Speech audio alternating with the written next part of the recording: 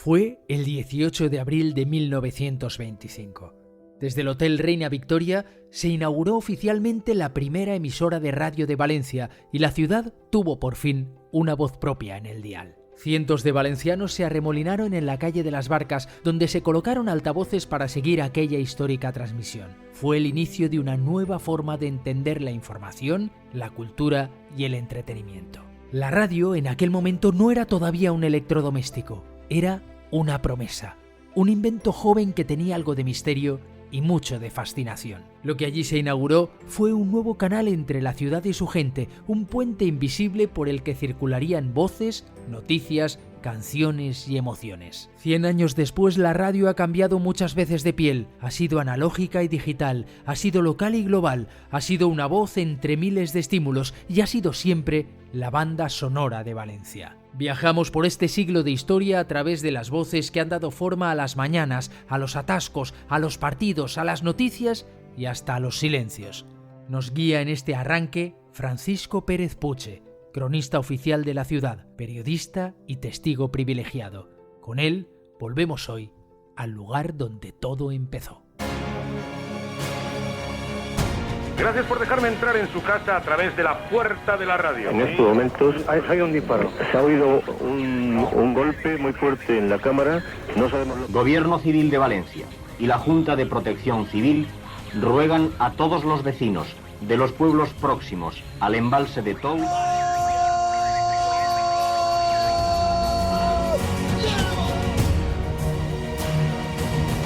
Valencia, 100 años de radio.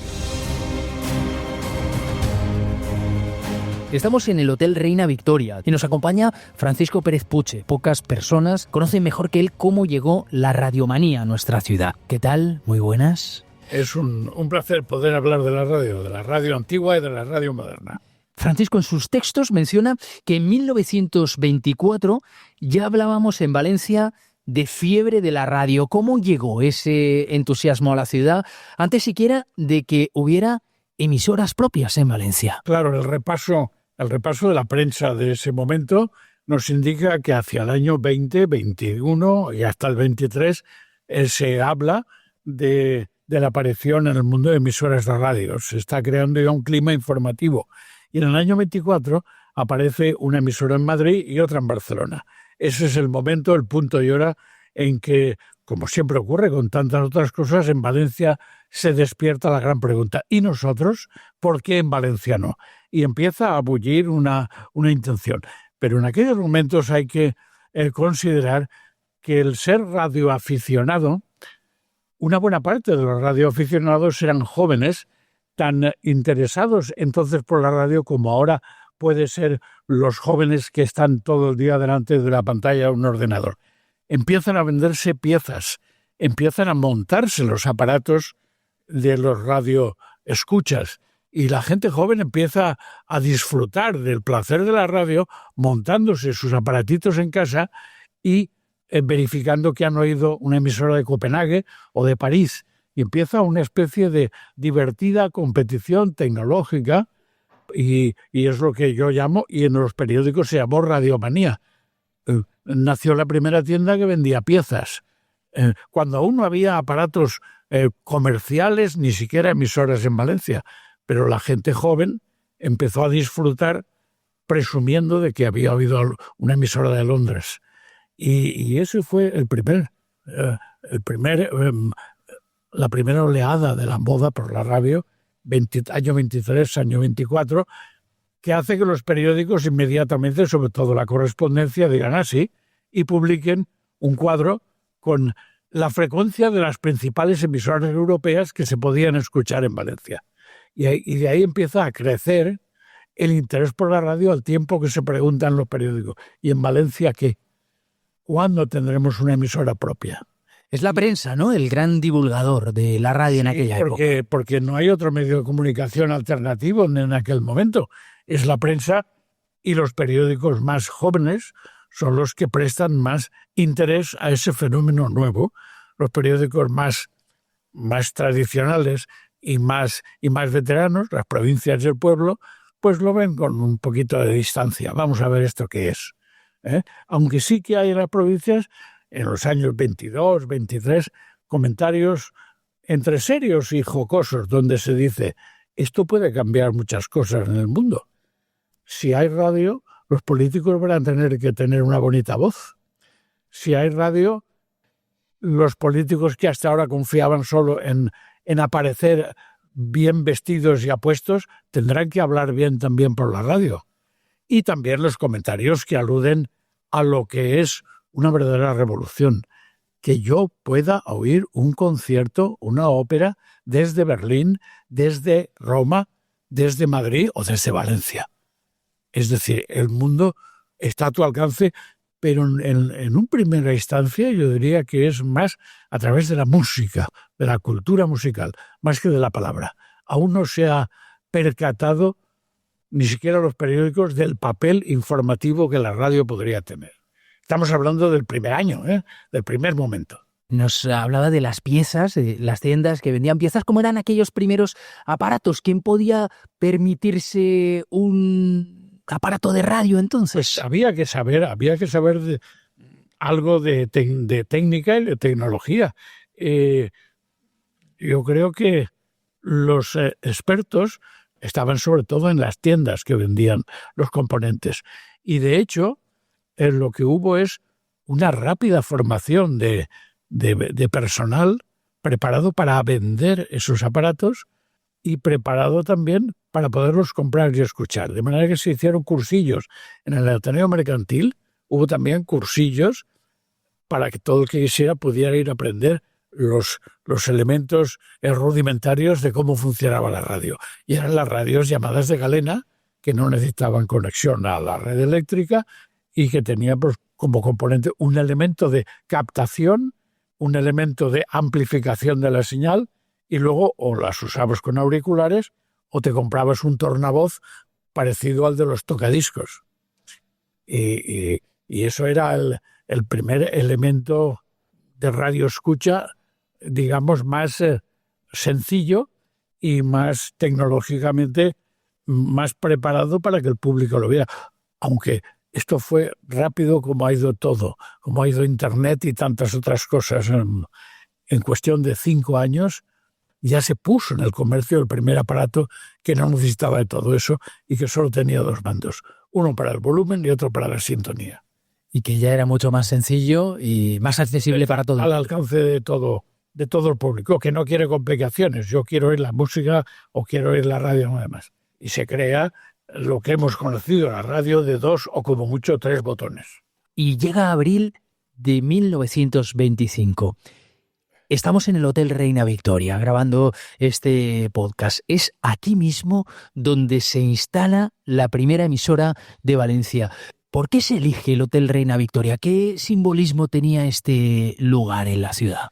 Pues curiosamente las empresas radiodifusoras, tanto en Madrid como en Barcelona y aquí en Valencia, al principio no tenían locales propios y lo que encontraron más lógico es alquilar habitaciones en un hotel con el fin de tener al menos 2 clases de habitación, una para el locutor y para su micrófono y otra para los invitados, que eran por una parte la propia orquestina de la emisora o cualquier persona que pudiera venir a hablar. Es decir, que estamos hablando de lo más elemental. Eran habitaciones que tenían que estar preparadas y acolchadas para evitar los ecos y para evitar los ruidos de la calle. Y tanto este proyecto del Hotel Reina Victoria como el otro que estuvo en competición en la primavera del 25, pues que también empezó a funcionar en el Hotel Palace. Y por otra parte, hay que pensar que en la terraza se instalaban, aquí en el Reina Victoria se instalaron 2 antenas de 22 metros de altura, es decir, que no es poca cosa y se necesitaría. No se ha podido localizar el sitio exacto donde se ubicó, pero el propietario del edificio me decía que probablemente estaban en la zona de miradores que ahora son suites, en la esquina con la calle continua, a la calle de las Barcas, ¿no? Allí probablemente estuvo la primera emisora de radio. En el Hotel Reina Victoria, lo ha mencionado usted, hubo una carrera de emisoras con otra Radio Levante, que se pretendía instalar en el Palace Hotel. ¿Qué pasó con aquella otra emisora? Pues lo más probable es que al comenzar a funcionar ya la primera, la segunda desistió y dijo, vamos a ver qué pasa y vamos a ver cómo funciona esta. Porque es que el proyecto económico, en tanto y cuanto no se cobraba a los oyentes, y al principio no había publicidad porque estaba eso por concretar y por inventar el modelo de financiación, lo que hay que pensar es que esta primera emisora nace asociada a una revista. Suscribirse a esa revista era lo que daba un sentido económico a la emisora misma. Y esa revista que llevaba la programación de la emisora de radio, por un lado, y por otro lado, programaciones externas de otras emisoras o largas listas de frecuencias para que el radioescucha se pudiera entretener buscando si era posible que apareciera Radio Florencia o Radio París. Y esa era la diversión y la distracción. En la inauguración, al principio, la programación era corta. No pensemos en una programación de 24 horas como es en la actualidad, sino en cortos periodos de 1 hora, hora y media por la mañana y por la noche. Eso fue la mayor parte de las programaciones españolas del momento. Aquella primera emisora se llamaba Radio Valencia, pero no es la Radio Valencia que conocemos ahora de la cadena SER, que se fundó en 1931. ¿Por qué no son la misma? Bueno, porque la de Radio Valencia de Unión Radio, la empresa Unión Radio tenía una emisora en Madrid y otra en Barcelona, y la instalación en Valencia se produce en el año 1931, ya con la República asentada después de las elecciones. En Valencia se considera que necesita una emisora de radio porque no tenía ninguna en la ciudad, y entonces el Estado presta a Unión Radio las instalaciones de radiotelegrafía que había en la escollera del puerto, que eran las que servían para la comunicación con los barcos, las presta también para instalar allí una antena. El Estado pone la parte técnica de esa primera Radio Valencia de 1931 y los promotores valencianos lo que ponen es la gestión, la comercialización, la publicidad, los técnicos, etc. Pero eso estamos hablando en el año 31. Del 25 al 31, en 6 años, el paisaje ha cambiado por completo. Había nacido y había desaparecido también aquella primera radio. La primera desapareció en marzo del 26. Estuvo emitiendo, la del Hotel Reina Victoria, cuyo centenario celebramos, estuvo 11 meses largos emitiendo y tuvo dificultades. Tuvo dificultades económicas de mantenimiento, en tanto en cuanto la tecnología arrolla a los propios creadores, a los propios promotores. Si Barcelona y Madrid estaban dando ya ópera desde el Teatro Real o desde el Liceo, en Valencia había que competir haciendo lo mismo, y eso suponía una inversión potente e importante en líneas, porque hemos de pensar que no existían aún los radioenlaces. Es la tecnología y la inversión necesaria para tener la mejor tecnología lo que lleva al estrés a las empresas promotoras, y que o bien superan las dificultades con inversiones o bien cierran. Y eso es lo que acabó pasando en Valencia. No hemos hablado del día inaugural, cuando se pusieron altavoces en la calle. Fue pues escenario de una gran fiesta a la que asistieron las autoridades, y aparte de los invitados que estaban dentro del hotel, en las instalaciones en la calle había gente porque había altavoces. Tampoco el altavoz era un invento muy llamativo y muy interesante por aquel momento. Era una emisora en la que se invirtieron 500.000 pesetas, con una antena dotada de 1 kilovatio de potencia y, teóricamente, una escucha que podría llegar a los 100 kilómetros. Vinieron a la inauguración todas las autoridades, cantó la mejor cantante de aquel momento de las valencianas, que era Cora Raga. El coro del Micalet con el tenor Bercher cantó el himno regional y hablaron por el nuevo sistema radiofónico, que yo creo que incluso puede que les diera miedo o incredulidad. Hablaron las primeras autoridades. ¿Quiénes estaban detrás de aquella primera Radio Valencia? Bueno, el administrador se llamaba Pérez Aguirre, José Seijas era el locutor y el ingeniero director era el señor López Amar. Y yo creo que, por lo que lees en la programación, pues todo dependía casi del señor Seijas, el locutor, la selección, por ejemplo, de un capítulo de una novela que leía, o la programación de la orquestina, porque lo que tenía fijo la emisora era un grupo musical de cuatro músicos que tocaban e interpretaban la música en directo. En esos momentos, al menos en Valencia, y yo creo que en el mundo, en el 25, no se había inventado todavía la posibilidad de meter por un previo como ese la música de un tocadiscos, la música de un fonógrafo. No se había inventado el magnetófono, de manera que todo había que hacerlo en directo, tanto la palabra como la música. Si queríamos que actuara una cantante, tenía que venir al estudio y decirle 1, 2, 3 y entraba. Y así se hacía la radio en aquellos primeros momentos, y luego la tecnología fue rápidamente adaptándose. ¿Y cómo se vivió en la ciudad ese primer día, esa inauguración? Hablamos de altavoces puestos en la calle. Entonces entiendo que todavía pocos oyentes porque había pocos aparatos, pero además discursos institucionales. Decíamos al principio, los políticos tenían que hablar, había que escucharles la voz. Esto también es un cambio de paradigma importante. Es un cambio importante que se va a producir en pocos años. Estamos hablando del año 25 y los grandes estudiosos académicos del mundo de la comunicación lo que señalan es con qué velocidad el poder, las iglesias, las ideologías se adaptan al mundo de la radio. Todos hemos visto esa película donde el rey de Inglaterra tiene un problema de adicción, pero es obligado a hablar por la radio. Lo recordamos esa película. Todos hemos visto, o si no, pues para eso estamos, la facilidad con que el Vaticano llamó a Marconi, el insigne inventor italiano de la radio, y le dijo, queremos una emisora muy pronto, y la tuvieron en pocos meses.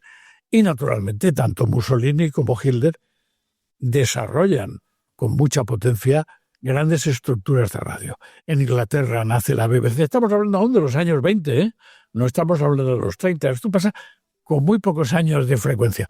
Y inmediatamente esas dos ideologías, que son las de Mussolini y de Hitler, empiezan a vivir muy bien en el caldo de cultivo de la radio, que será la que también servirá para salvarnos de ellos después, cuando Churchill sea el mejor locutor de radio de Inglaterra, anime a su pueblo a través de los discursos en el Parlamento, y si recordamos, se utiliza la radio para dar los mensajes cifrados de que va a empezar el desembarco. Es decir, la radio se convierte casi sin querer, al tiempo que se desarrolla tecnológicamente, en una herramienta que está haciendo historia en el mundo europeo y americano. Hay que ver la velocidad con que pasan las cosas después en el mundo norteamericano. Si nos preguntamos cuándo es ese gran programa de radio con el que Orson Welles, La Guerra de los Mundos, metió pavor a la mitad de los americanos, eso en el año 37. Es decir, se ha producido una gran implantación continental de las emisoras y de los aparatos de radio en todo Estados Unidos.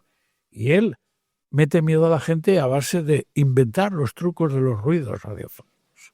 18 de abril de 1925, en este Hotel Reina Victoria, nace la primera radio de Valencia y el día de la inauguración es un acontecimiento, un gran acontecimiento en la ciudad. Sí, y a partir de ahí empiezan a venderse aparatos, empieza, vamos a decirlo, deja de ser una curiosidad y empieza a ser un servicio, la radio, empieza a ser también un bien en manos de la gente que puede comprarlo, porque los aparatos no son baratos, y empieza una programación que incluye música clásica, música popular, música valenciana, charlas, conferencias, cotizaciones de bolsa, lo que se va considerando que el locutor único empleado, aparte de los músicos, pues puede llevar en un folio cuando va a trabajar y va leyendo. Porque no hay forma tecnológica de conectar como hacemos ahora. Es decir, todo ha de estar sobre la mesa del locutor y todo se va sirviendo con una secuencia que él va a distribuir con más o con menos gracia, pero todo es él el que dice, y ahora nos interpretamos tal y cual, y los músicos tocan. Y no hay otra herramienta allí. En una habitación muy acolchada, muy de cortinas de terciopelo, para que no entren los ruidos de la calle. Y de una manera de una manera paulatina se irá viendo que puedo hablar de ese partido de fútbol del Valencia.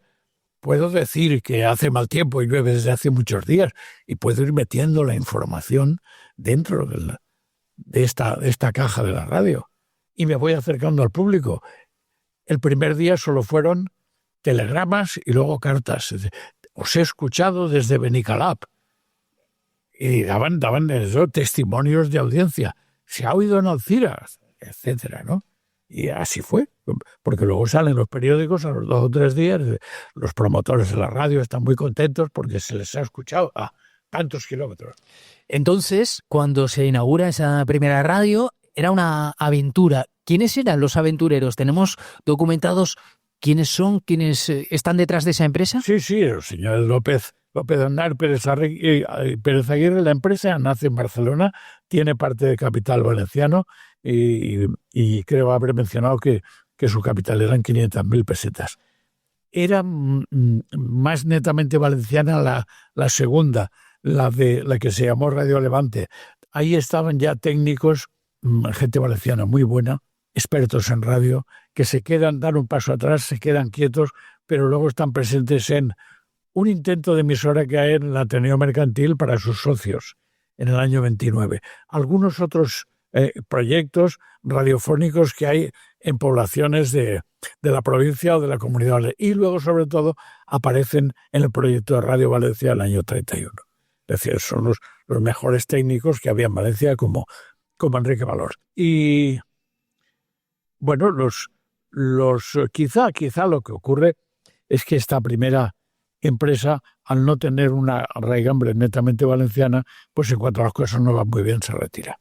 Se retira y no quiere hacer nuevas inversiones, pero desde luego el proyecto no tenía detrás a ningún capitalista, ni mucho menos a capital público, ni autoridades, ni nada oficial. Era solamente la ilusión de que en Valencia hubiera una radio. ¿Hasta qué punto la radio tuvo un impacto inmediato en la vida social valenciana? ¿Fue un fenómeno urbano, un fenómeno de élites o rápidamente se extendió a toda la población? No, se va extendiendo, aunque hay que entender que los primeros aparatos de más calidad pues cuestan bastante dinero y los puede comprar quien los puede comprar. Pero sí se va viendo a través del ambiente ciudadano en la prensa que la radio va cuajando y que sobre todo eso ocurre a partir del año 29. Aumenta el interés, aumenta el número de aparatos de radio, se hacen los aparatos de radio más sencillos de manejar, están insertos en un mueble bonito, que se adapta a la decoración de la mejor sala de la casa, como ocurre pues con la televisión, y adaptan, y le hacemos sitio en el hogar, sitio preferente, y la familia se reúne alrededor de la radio, y a través de la publicidad en periódicos y revistas podemos comprobar cómo se busca la fascinación de que el individuo se conecte con el mundo. Es frecuente la presencia de anuncios en los que uno está en las montañas, aunque el aparato de radio todavía no es portátil, está en una casa de su campo y si tiene electricidad puede estar en medio del monte, del campo y estar conectado con la ciudad. Sobre todo, es una herramienta que te une al mundo cultural y civilizado, aunque vivas en un pequeño pueblo. Y eso está cambiando la sociedad, claro.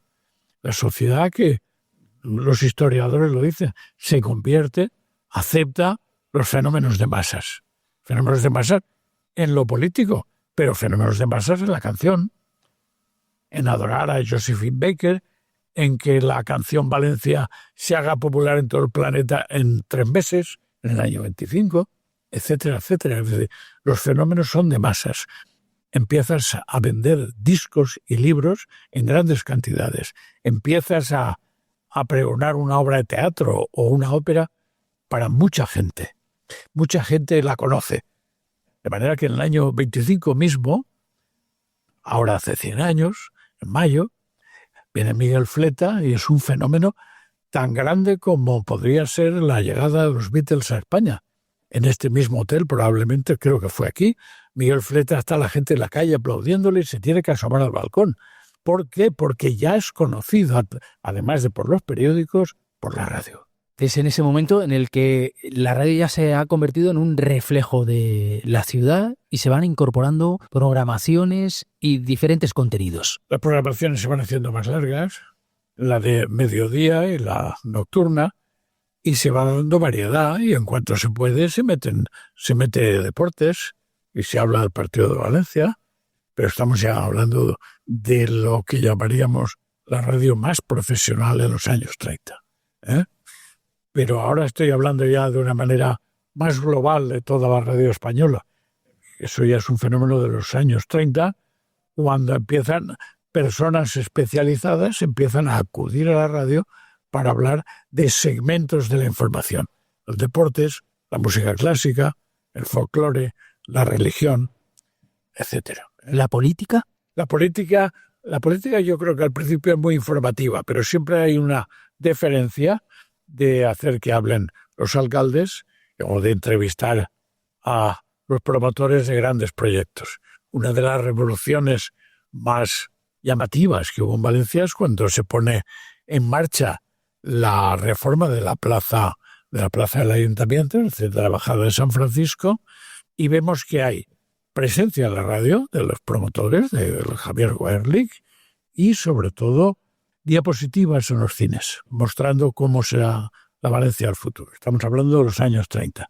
Es decir, cómo se van incorporando las nuevas tecnologías a la comunicación. Se va desarrollando la radio y finalmente acaba teniendo raigumbre en la ciudad. ¿Qué papel ha jugado la radio en la construcción de una identidad valenciana? Pues mucho, si nos fijamos, las primeras piezas musicales que se interpretaron fueron bien valencianas. Corarraga cantó La Florista Valenciana y el himno regional estuvo presente. Ese himno regional lo fue un mes después. Se declara himno regional en una exposición en mayo del 25. Pero ya era evidente que en Valencia no se hacía nada importante sin terminar el acto cantando el himno. El fomento de las cuestiones valencianas, obviamente.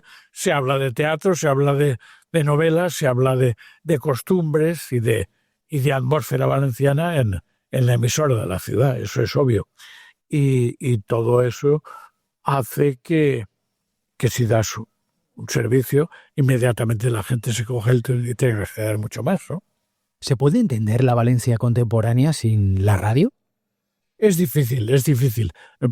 No se puede entender un conjunto social, económico, cultural y político si le quitas una de las piezas, si le quitas la prensa, si le quitas la radio, si le quitas después la omnipresente televisión. En todas las grandes desgracias de Valencia y de las grandes inundaciones está presente la radio. Y la vamos a ver aparecer como herramienta de ayuda, como herramienta de consuelo a la gente y como herramienta de reivindicación también.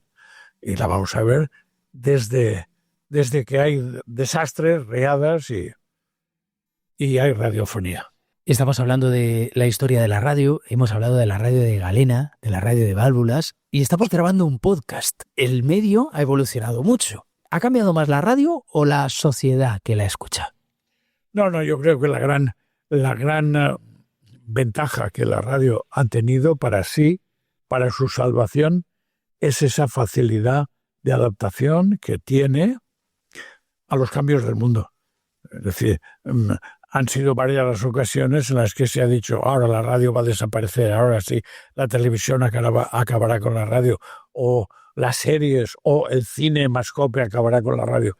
Nada de eso ha ocurrido. Al revés, otros muchos medios se han subido y luego han desaparecido o han bajado. La radio sigue manteniéndose porque sabe adaptarse bien a las circunstancias tecnológicas y a los momentos sociales.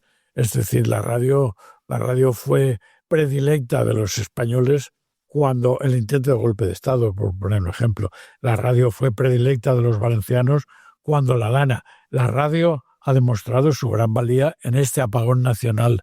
Ha demostrado que era la única herramienta y la gente que no tenía internet porque había caído todo, se dedicó a buscar ese pequeño y arrinconado transistorcito que tenía en casa, que es la que le ha salvado informativamente. Para que la radio nos volviera a conectar al mundo. Claro, es que era así. ¿Y por qué? Pues porque hubo también una vocación de servicio. Es decir, con sus grupos electrógenos y su mejor buena voluntad, en muchas emisoras de radio, todas las que pudieron, siguieron abiertas, siguieron funcionando y siguieron transmitiendo la información que tenían. ¿Qué futuro puede tener la radio en un entorno digital, en un entorno multiplataforma? ¿Le espera una revolución, una transformación aún más profunda? Sí, le espera una transformación porque con las herramientas que tenemos aquí en esta misma mesa, pues tenemos una emisora de radio a la que solamente le bastaría conectarse a la red de Internet, es decir, todo ha cambiado por completo, incluso la legislación antigua yo creo que ha quedado obsoleta, que cualquiera puede tener su emisor de radio. De hecho, el podcast es un programa de radio, una grabación que uno ofrece al mundo, cobrando o sin cobrar, lo ofrece. La cuelga y en tanto cuanto la cuelga, pues la ha ofrecido y está abierta. Eso es una nueva forma. De la misma manera que el periodismo y la fotografía han cambiado porque cualquiera con un teléfono puede hacer de periodista improvisado, y lo vemos cada día, y mandar una foto y ponerla en el espacio, pues puede ocurrir igual con la radio y con la televisión. Se han roto las viejas costuras y todo está ahora abierto y disponible. Pues gracias, Francisco, por acompañarnos, por esta lección de historia y también por esta lección de Ciudad de Valencia. Pues gracias a vosotros. Vamos a ver este serial y esta exposición. Yo tengo mucha ilusión, mucha esperanza, precisamente en que la exposición y estos podcasts pues sirvan para dejar, sobre todo a la gente joven, huella de lo que la radio fue y de lo que la radio puede ser. La radio, que no es solo una tecnología, sino una forma de estar juntos. Lo fue, lo es y lo seguirá siendo. Valencia 100 años de radio es un podcast del Ayuntamiento de Valencia, producido con motivo del centenario de la primera emisora de radio en la ciudad. Dirección y guión, Rafa Lupión. Diseño sonoro y edición, Audio Branded. Con la colaboración del equipo organizador de la exposición 100 anys de radio a Valencia. Grabado en Valencia en 2025.